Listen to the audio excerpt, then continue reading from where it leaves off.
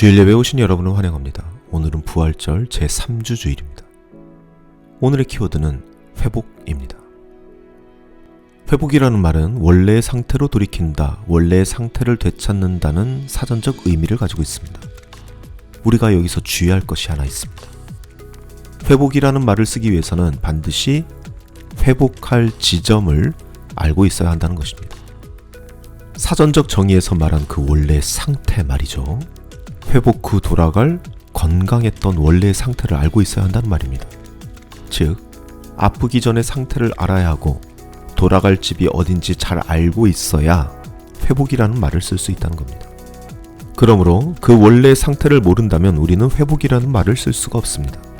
회복될 그 상태를 모르니까요. 심지어 그 원래의 상태를 모르는 게 아니라 잘못 알고 있다면 어떻게 될까요? 원래의 상태를 엉뚱한 다른 것으로 생각하고 있다면 회복은커녕 오히려 그 상황이 더 악화될 수도 있다는 것이죠. 흔히 첫사랑을 회복해야 한다, 첫사랑을 회복하길 원한다, 이런 말들을 자주 듣곤 합니다. 교회에서도 세상에서도 자주 들려오곤 하죠. 그런데 과연 우리가 회복해야 할 것이 그 첫사랑일까요? 그 두근거림이 멈추지 않았던, 그 설렘이 가득했던 그 시절로 돌아가는 것이 정녕 망가져버린 지금의 상태를 낫게 만드는 회복이라 말할 수 있을까요? 첫사랑은 그냥 첫사랑으로만 남겨놓아야 가장 아름다운 것일 겁니다. 우리가 정녕 회복해야 할 것은 아마도 첫사랑이 아닌 참사랑, 즉 하나님께서 계획하시고 의도하신 그 본래적 관계가 되어야 할 것입니다. 오늘 이 예배 시간, 이 땅의 모든 것을 회복하러 오신 그 예수님의 이야기를 시작으로 진정한 회복의 첫걸음을 뗄 수 있는 우리가 되기를 간절히 소망합니다. 다 같이 기도하시겠습니다. 우리의 삶을 주관하시는 하나님 아버지, 오늘도 같은 시간에 이렇게 모여 같은 하나님을 바라보는 자리를 마련해 주시니 감사드립니다. 주님께서 마련하신 이 예배의 자리, 우리가 지금 누구 앞에 서 있는지 가슴에 새기는 시간이 되기를 소망합니다. 주 앞에 선 우리, 고단했던 삶의 자리가 새로운 희망으로 가득 차는 시간 되게 하여 주시고, 선포되는 말씀 속에서 우리가 힘있고 살아갈 수 있는 진리를 드리워 주옵소서. 오늘 바치는 이 예물에도 축복하여 주시고, 이 예물이 이웃을 사랑하고 섬기는데 온전히 사용되게 하여 주옵소서. 우리를 죽기까지 사랑하신 예수님의 이름으로 기도드립니다. 아멘.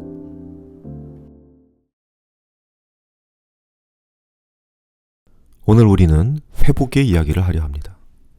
사실 이 회복에 대한 이야기는 현대 교회 안에서 바래져 버린 복음과 희년의 이야기까지 이어지는 거대한 이야기입니다. 워낙 방대한 이야기이기에 이 주제를 꺼내야 할까 망설이고 망설였지만 더 파운데이션을 세우는 올해, 그 미래를 여는 기초를 세워야 하기 때문에 용기를 내어서 한번 이 길을 가보려 합니다. 아마 거대한 시리즈 설교가 될 겁니다. 동시에 설교에 못다한 말은 주중 다른 컨텐츠를 통해서 보강하려 합니다. 오늘 이 회복의 이야기를 시작으로 두려울 만큼 거대하지만 가슴 벅찰 만큼 아름다운 하나님 나라의 세계관과 그 가치관을 확고히 세워놓을 수 있는 우리 모두가 되기를 소망합니다. 그럼 시작하겠습니다. 우리가 회복이라는 단어를 쓸 때 흔히 범하는 실수가 있습니다. 회복이라는 말을 진전이라는 단어나 진보라는 단어와 같은 의미로 사용한다는 것입니다.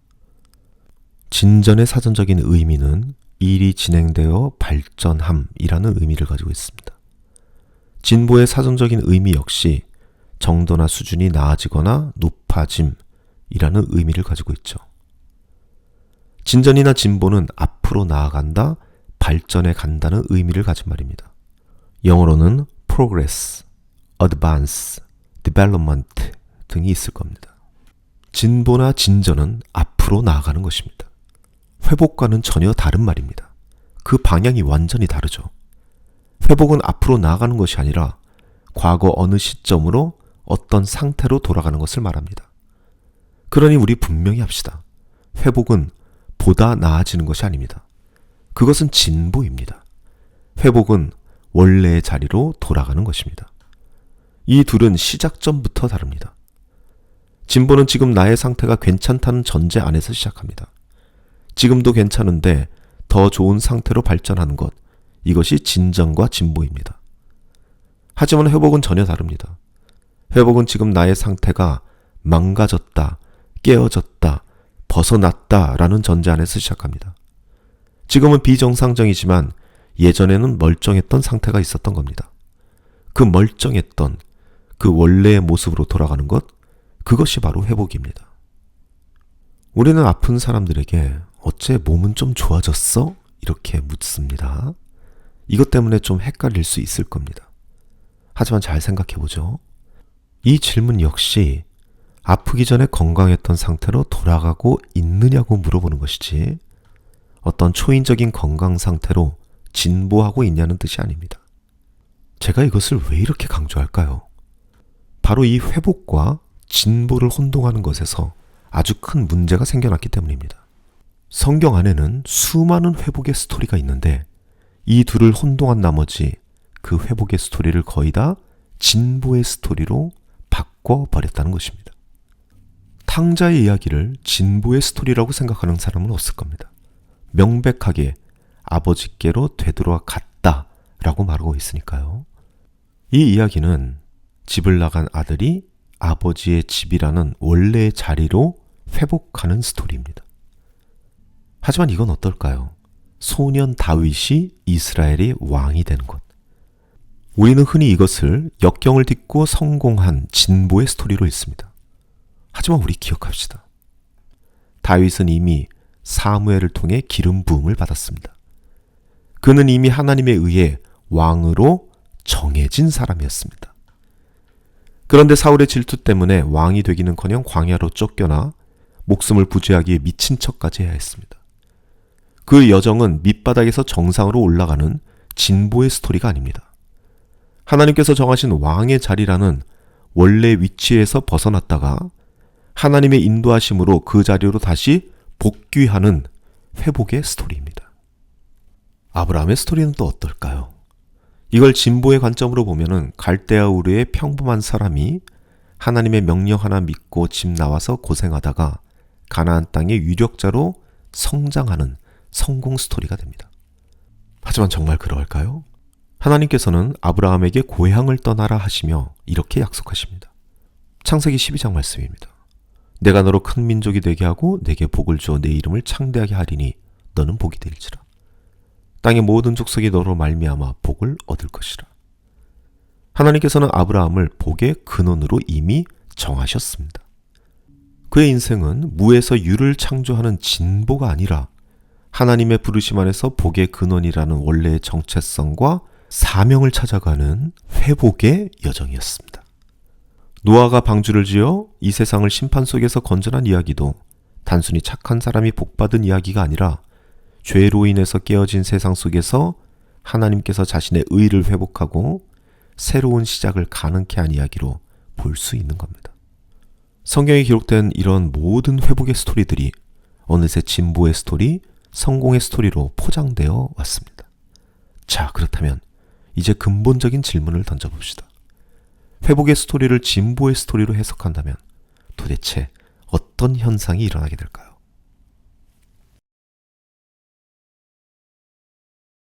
회복을 진보로 잘못 이해할 때 우리의 신앙 여정은 심각하게 왜곡되고 우리는 두 가지 치명적인 함정에 빠지게 됩니다. 이것은 마치 길을 잘못 들어선 여행자가 계속해서 악셀을 밟는 것과 같습니다. 속도는 날지 몰라도 목적지와는 점점 더 멀어지게 되는 것이죠. 첫 번째 치명적인 함정은 우리가 하나님의 은혜가 아닌 인간의 성취에 온통 마음을 빼앗기게 된다는 것입니다. 진보 서사는 본질적으로 성취를 찬양합니다. 얼마나 더 나아졌는가, 얼마나 더 많은 것들을 이루었는가, 이것이 성공과 실패를 가르는 기준이 됩니다. 이런 관점이 신앙에 스며들게 되면 우리는 하나님의 주권적인 은혜와 자비보다는 우리의 노력, 우리의 결단, 우리의 행위에 더 큰 무게를 두기 시작합니다. 아브라함의 이야기가 맨 땅에 헤딩해서 성공한 자수성가의 스토리가 되는 그 순간 아브라함을 부르시고 아브라함과 약속하시고 아브라함을 인도하신 하나님의 신실하심과 은혜는 마치 배경 음악처럼 희미해져 버립니다. 그저 아브라함의 믿음의 결단, 위대한 업적만이 스포트라이트를 받게 되는 것이죠. 다윗의 이야기가 역경을 딛고 왕이 된 성공 신화로만 남게 된다면 그가 골리앗을 이긴 용맹함, 사울을 피해 도망다닌 인내심, 이러한 성공 비결에만 주목하게 됩니다. 그가 저지른 끔찍한 죄와 눈물의 회개, 그럼에도 불구하고 그를 다시 세우시는 하나님의 자비와 긍휼은 잘 드러나지 않게 됩니다. 실제로 아직도 이 교회 안에는 다윗이 어떠한 끔찍한 죄를 저질렀는지, 하나님께서 그것을 얼마나 책망하시고 얼마나 혹독하게 그 모든 죄가를 갚게 하셨는지, 그런 스토리 자체가 있다는 사실조차 모르는 성도들이 너무나도 많습니다. 그저 다윗 하면 나 그 다윗 알지. 그 물맷돌로 그 거인 골리앗 죽인 사람 아니야. 네, 딱 여기까지인 거죠. 결국 성경의 스토리가 인생 극장에 나올 만한 역경을 극복하고 믿음을 고추 세운 인간들의 스토리로 비춰지게 되는 것이죠. 와, 저 사람 정말 대단하다. 와, 저런 역경을 이겨내다니. 이렇게 감탄하면서 박수는 치지만 정작 그 모든 것을 가능케 하신 하나님께서는 무대 뒤 조명 담당 스텝처럼 취급받습니다. 그렇게 하나님을 그저 우리의 노력에 보상하시는 분, 혹은 우리의 성공을 위한 조력자 정도로 격화시켜버리는 것이죠. 전능하신 창조주, 주권자 하나님이 아니라 나의 인생의 주권은 여전히 우리 인간이 가진 채 하나님을 마치 성공 비결 전수자나 소원 성취 요정처럼 여기는 겁니다. 신앙의 여정이 하나님 앞에서 나의 깨어짐과 무력함을 인정하고 그분의 도우심으로 원래 자리를 찾아가는 여정이어야만 하는데, 그저 남들에게 보여주기 위한 스택 쌓기, 간증 만들기 등과 같은 종교적 퍼포먼스가 되어버립니다. 누가 더 드라마틱한 삶을 살았나, 누가 더 큰 성공을 이루었나 경쟁하는 것이죠. 결국 또 경쟁입니다. 여러분, 경쟁의 상황에 샬롬은 없습니다. 그렇게 우리의 영혼은 지쳐가는 겁니다. 하나님과의 관계 역시 계산적이고 피상적으로 전락하고 맙니다. 이것이 과연 하나님께서 원하시는 진정한 신앙의 모습일까요? 그리고 두 번째 함정은 두려움입니다. 진보 서사는 성장과 발전의 모습만을 요구하기 때문에 필연적으로 뒤로 돌아가거나 멈춰서야 하는 회복의 과정 자체를 두려워하고 거부하게 만듭니다. 세상이 말하는 진보는 오직 전진만을 이야기합니다. 끊임없이 위로 올라가고 앞으로 나아가야 합니다. 잠시 멈추거나 옆길로 가거나 심지어 길을 잘못 든 것을 깨닫고 되돌아가야 하는 상황은 실패, 낙오, 퇴보로 여겨집니다. 이런 사고방식에 익숙해진 우리는 신앙생활에서도 넘어지거나 실패하는 것을 극도로 두려워하게 됩니다. 여러분, 하지만 이 회복은 어떻습니까? 회복은 본질적으로 깨어졌음, 길을 잃었음, 이것을 인정하는 데서 시작합니다. 즉, 현재 상태가 잘못되었음을 시인하고 원래의 자리로 돌아가려는 방향 전환을 포함합니다. 때로는 왔던 길을 되짚어가야 하고 잘못된 습관과 생각의 뿌리를 찾아서 뽑아내야만 합니다. 이것은 세상의 관점에서는 명백한 후퇴처럼 보일 수 있습니다. 바로 이 지점에서 진보 신화는 우리의 발목을 잡습니다. 실패를 인정하는 것을 두려워하게 만들고 약점을 드러내는 것을 수치스럽게 여기게 됩니다. 그래서 우리는 우리가 가진 죄와 상처, 부족함을 감추기에 급급합니다. 교회 안에서조차 우리는 종종 잘 포장된 성공담 뒤에 자신의 진짜 모습을 숨기고 있습니다. 괜찮은 척, 믿음 좋은 척, 아무 문제 없는 척 연기합니다.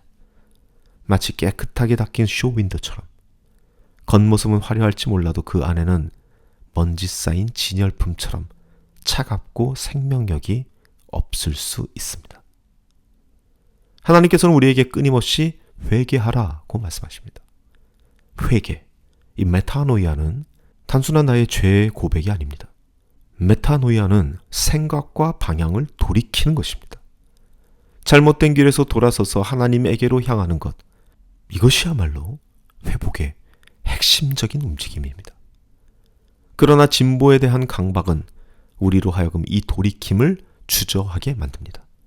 실패자로 낙인 찍힐까봐 두려워서, 남들에게 약점을 보이기 싫어서 우리는 계속해서 잘못된 길 위에서 어떻게든 더 나아 보이는 방법을 찾으려 그렇게 했습니다. 결국 진정한 회복의 기회를 스스로 걷어차버리는 안타까운 결과를 낳게 되는 것입니다. 진정한 치유와 성장은 자신의 깨어짐을 정직하게 인정하고 하나님의 은혜를 구할 때 시작되는 것인데 말입니다.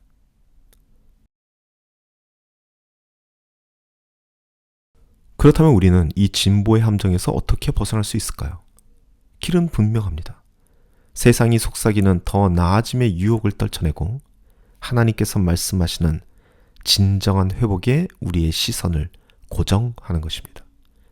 다시 강조하지만 회복은 풋풋하지만 그 미성숙했던 나의 첫사랑의 기억으로 돌아가는 것이 아닙니다. 또한 세상적인 기준에서의 성공이나 성장을 의미하는 것도 아닙니다.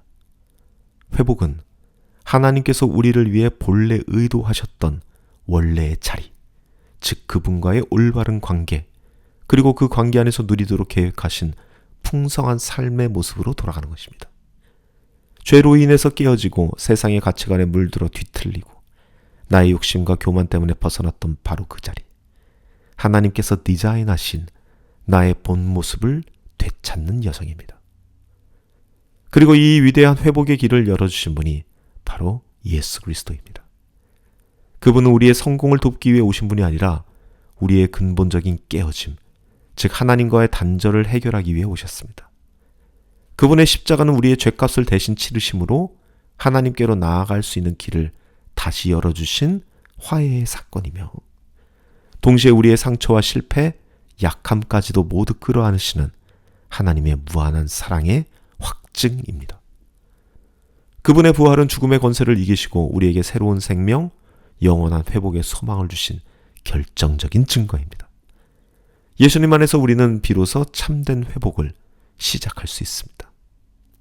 자, 그렇다면 예수 그리스도를 통해서 우리가 회복될 그 원래의 상태, 하나님께서 약속하시는 그 회복의 목표점은 구체적으로 어떠한 그림일까요? 오늘 우리가 본문으로 삼은 예레미야 말씀이 그 하나님 나라의 청사진을 놀랍도록 생생하게 보여주고 있습니다. 하나님께서 이루실 회복은 다음과 같습니다. 흩어져 불만에 떨던 양들을 다시 모아 서로 돌보며 의지하는 안전한 공동체를 이루십니다. 더 이상 외롭거나 소외되지 않은 소속감의 회복입니다. 상실과 죽음의 그늘에서 벗어나 생명이 넘치고 풍성하게 번성하는 삶을 누리게 하십니다. 창조 본연의 생명력을 회복하는 것입니다. 양들을 착취하고 잘못된 길로 이끌던 거짓 목자들이 아니라 진심으로 돌보고 바른 길로 인도하는 참된 리더십 안에 거하게 하십니다. 신뢰와 건강한 관계가 회복되는 것입니다. 더 이상 이 세상의 위협이나 내면의 불안에 시달리지 않고 하나님 안에서 참된 평안과 흔들리지 않은 안전을 경험하게 하십니다. 두려움으로부터 해방되는 것입니다.